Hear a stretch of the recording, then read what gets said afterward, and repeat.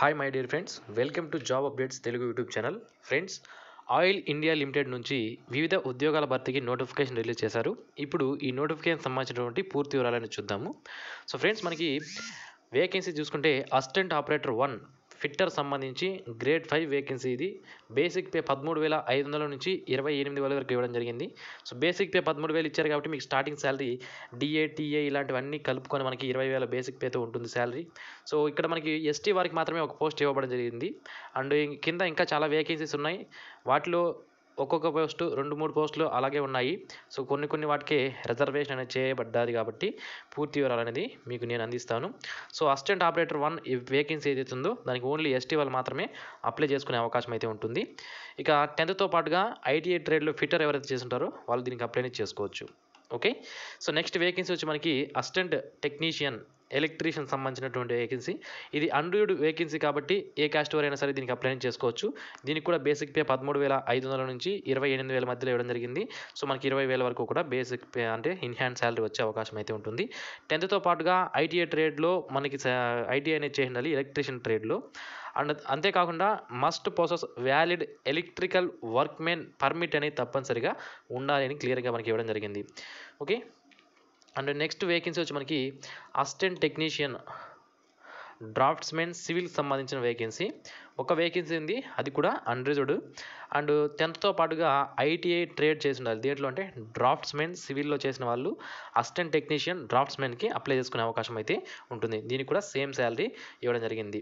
Next junior assistant 1 clerk computer operator grade 5. ఇందులో మనకి మొత్తం 4 వేకెన్సీస్ ఉండగా అన్రిజర్వ్డ్ 2 ఉన్నాయి. ఎస్సీకి 1, ఎస్టీ వారికి 1 రిజర్వ్ చేయబడి ఉంది. 10+2 పాస్ అయి ఉండాలి. తప్పనిసరిగా 6 months డిప్లొమా సర్టిఫికేట్ అనేది కంప్యూటర్ అప్లికేషన్స్లో ఉండాలి. ప్రొఫిషియన్సీ ఇన్ కంప్యూటర్ టైపింగ్ అనేది తప్పనిసరిగా ఉండాలి. ఏంటి అంటే 30 words per minute టైపింగ్ అనేది టైప్ చేయడం వచ్చి ఉండాలి. ఈ 30 words per minute ఇప్పుడు మీరు సర్టిఫికేట్ అప్లోడ్ చేయాల్సిన అవసరం లేదు. సో మీకు స్కిల్ టెస్ట్ కండక్ట్ చేసినప్పుడు అప్పుడు మీరు 30 words per minute టైపింగ్ అనేది చేయాల్సి ఉంటుంది. ఎవరికైనా టైపింగ్ రాకపోయినా కూడా పర్లేదు, ఇప్పుడు అప్లై చేసుకోండి, తర్వాత టైపింగ్ అనేది నేర్చుకోండి. సో దీనికి కూడా సేమ్ శాలరీ, పైన చిన్న పోస్టులకి శాలరీ ఏదైతే ఉందో దాన్ని ఇక్కడ జరిగింది.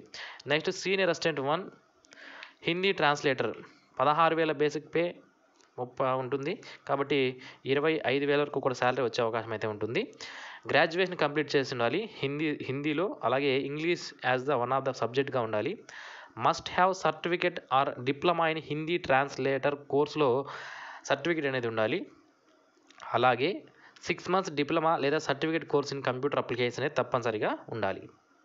నెక్స్ట్ సీనియర్ అసిస్టెంట్ 1 అకౌంట్స్ సంబంధించినటువంటి వేకెన్సీ ఒకటి ఉంది. ఇది ఎస్టీ క్యాండిడేట్స్కి రిజర్వ్ చేయబడి ఉంది. బీకామ్ గ్రాడ్యుయేషన్ చేసి అకౌంటెన్సీ చేసిన వాళ్ళు దీనికి అప్లై చేసుకోవచ్చు. దీనికి కూడా మనకి కంప్యూటర్ అప్లికేషన్స్ సంబంధించి డిప్లొమా లేదా సర్టిఫికేట్ కోర్స్ అనేది చేసి ఉండాలని క్లియర్గా చెప్పడం జరిగింది. అండ్ నెక్స్ట్ వన్ వచ్చి మనకి టెక్నీషియన్ 1 కెమికల్ ల్యాబ్కి సంబంధించినటువంటి వేకెన్సీ. ఒక వేకెన్సీ మాత్రమే ఉంది, అన్రిజర్వ్డ్కి సంబంధించింది కాబట్టి ఏ కాస్ట్ వారైనా సరే అప్లై చేసుకోవచ్చు.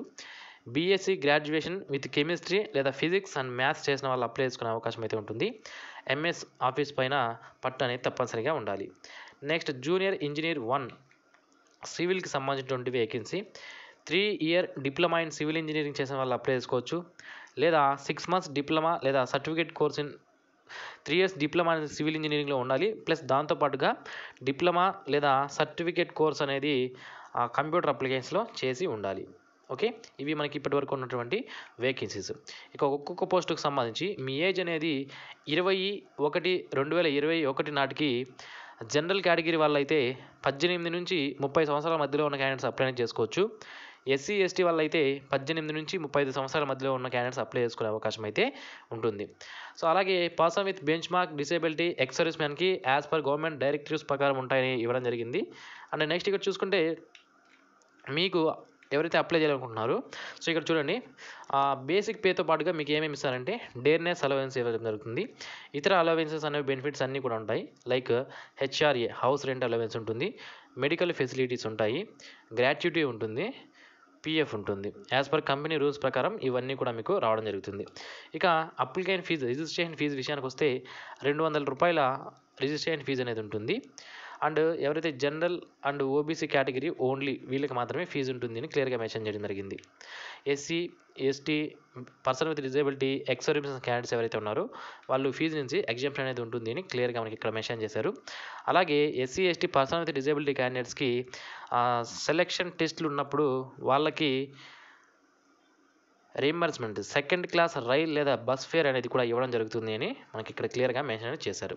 ఇక సెలక్షన్ ప్రాసెస్ ఏ విధంగా ఉంటుందంటే మనకి ఏదైతే జూనియర్ అసిస్టెంట్ 1 అలాగే సీనియర్ అసిస్టెంట్ 1 ఈ 2 పోస్టులకి తప్ప మిగిలిన అన్ని పోస్టులకి కంప్యూటర్ బేస్డ్ ఎగ్జామినేషన్ మాత్రమే ఉంటుంది. స్టేజ్ 1 మాత్రమే ఉంటుంది. బట్ జూనియర్ అసిస్టెంట్ 1 అలాగే సీనియర్ అసిస్టెంట్ 1 వేకెన్సీస్ ఏవైతే ఉన్నాయో, సీనియర్ అసిస్టెంట్ 1 హిందీ వేకెన్సీ ఇవి ఏదైతే ఉన్నాయో దానికి ఫస్ట్ స్టేజ్ కంప్యూటర్ బేస్డ్ టెస్ట్తో పాటుగా సెకండ్ స్టేజ్లో skill test and proficiency test కూడా కండక్ట్ చేయడం జరుగుతుంది. ఓకే, సో సెలెక్షన్ అనేది ఈ పోస్టులకు ఏ విధంగా ఉంటుందంటే మనకి ఇక్కడ ఫస్ట్ ఇక్కడ సెలెక్షన్ ప్రాసెస్ ఇక్కడ చూడొచ్చు. కంప్యూటర్ బేస్డ్ ఎగ్జామినేషన్ ఏ విధంగా ఉంటుందంటే 3 పార్ట్లు ఉంటాయి. General English and general knowledge అలాగే జనరల్ అవేర్నెస్ 20% మార్క్స్ ఇందులో నుంచి రావడం జరుగుతుంది. Reasoning, arithmetic, numerical and mental ఎబిలిటీకి సంబంధించి 20% మార్క్స్ అనేవి వస్తాయి. సో పార్ట్ సిలో domain or relevant to subject knowledge సంబంధించి 60% ఆఫ్ ద క్వశ్చన్స్ అనేవి రావడం జరుగుతుంది. సో 40% వచ్చి మనకి general English, general knowledge, awareness అలాగే reasoning, arithmetic, numerical and mental ఎబిలిటీకి సంబంధించి 40% ఆఫ్ ద క్వశ్చన్స్ వస్తే మిగిలినటువంటి 60 క్వశ్చన్స్ అనేవి మనకి మీ సబ్జెక్ట్ రిలేటెడ్ మీరు ఏ పోస్ట్కి అప్లై చేయాలనుకుంటున్నారో దానికి సంబంధించినటువంటి సిలబస్ అనేది ఉంటుంది.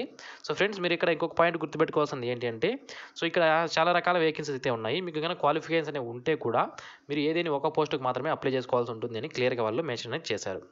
అండ్ మనకి క్వశ్చన్ పేపర్ అనేది మల్టిపుల్ చాయిస్ క్వశ్చన్స్ అనేవి ఉంటాయి మొత్తం. అండ్ 100 మార్క్స్కి ఎగ్జామినేషన్ కండక్ట్ చేస్తాము. 1 మార్క్ అనేది ఈచ్ కరెక్ట్ ఆన్సర్కి ఉంటుంది. అలాగే 0.25 నెగిటివ్ మార్క్స్ కూడా ఉంటాయని క్లియర్గా మెన్షన్ చేశారు.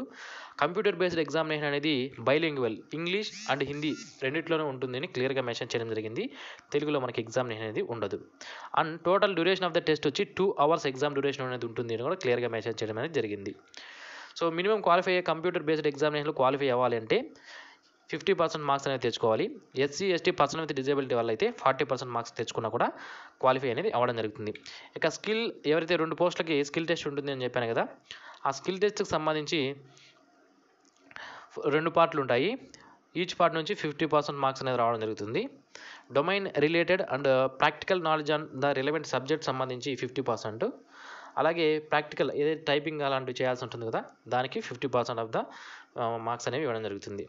ఓకే, సో బట్ ఈ సెకండ్ స్టేజ్ అనేది జస్ట్ క్వాలిఫైయింగ్ నేచర్లో మాత్రమే ఉంటుంది. ఇందులో వచ్చినటువంటి మార్కులను బేస్ చేసుకొని మీకు ఇవ్వరు. ఫస్ట్ స్టేజ్ అయినటువంటి కంప్యూటర్ బేస్డ్ ఎగ్జామినేషన్లో వచ్చిన మార్కులను బేస్ చేసుకొని మిమ్మల్ని సెలెక్ట్ చేయడం జరుగుతుంది అన్ని పోస్టులకి కూడా. స్కిల్ టెస్ట్ ఉన్న పోస్టులకు కూడా స్కిల్ టెస్ట్ అనేది జస్ట్ క్వాలిఫైయింగ్ నేచర్ మాత్రమే. ఆ స్కిల్ టెస్ట్ అనేది మీరు క్వాలిఫై అయితే సరిపోతుంది.